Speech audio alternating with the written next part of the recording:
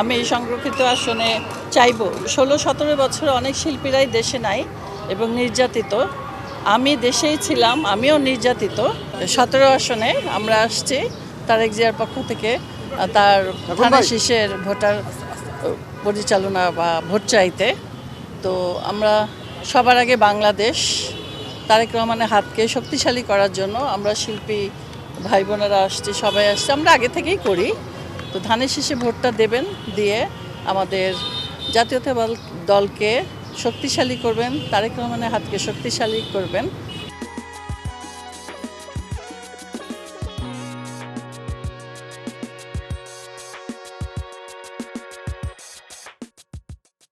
তারেক এবং ভোটটা চাই, ধানের শীষে আমরা ভোটটা চাই।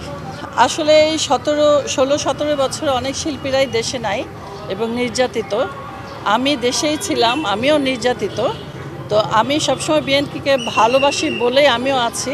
তো এবার আর নির্বাচনটা একটু ক্রিটিক্যাল, আপনারা সবাই জানেন কীভাবে নির্বাচনটা হলো, কীভাবে স্বৈর শাসন চলে গেল এই দেশ থেকে।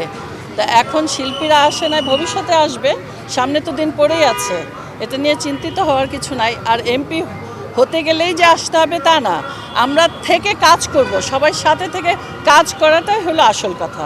আমার তো অবশ্যই আছে, আমি সেই লক্ষ্যেই কাজ করছি। আমি এই সংরক্ষিত আসনে চাইব এবং আশা করি, আমি তো জিসাসের সিনিয়র সহসভাপতি, তো আশা করি একটা সিট আমি পাবো।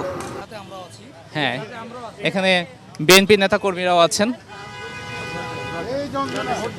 করব কাজ, করব দেশ, সবার আগে বাংলাদেশ। 12 তারিখ সারা দিন ধানের শীষে ভোট দিন, তারেক ভাইয়ের সালাম নিন, ধানের শীষে ভোট দিন, ভোট দিন, ভোট দিন, ধানের শীষে ভোট দিন, তারেক ভাইয়ের সালাম নিন, ধানের শীষে ভোট দিন। করব কাজ, করব দেশ, সবার আগে বাংলাদেশ। করব কাজ, করব দেশ, সবার আগে বাংলাদেশ। 12 তারিখ সারা দিন ধানের শীষে ভোট দিন, তারেক রহমানের সালাম নিন, ধানের শীষে ভোট দিন।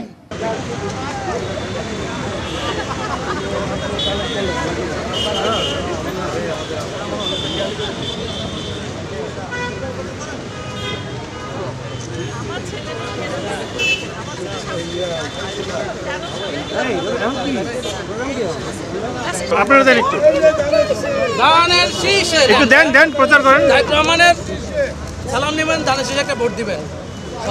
জি, কেমন লাগছে বলেন? খুব ভালো লাগছে যে হ্যাঁ হ্যাঁ সেটাই, ওনারাও খুব আনন্দিত এবং খুব উৎসাহিত, মানে খুবই এই যে সেলফি তুলছে সেটাই।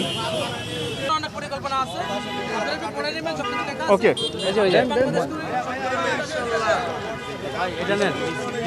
আমরা আছি। হ্যাঁ, এখানে বিএনপি নেতাকর্মীরাও আছেন।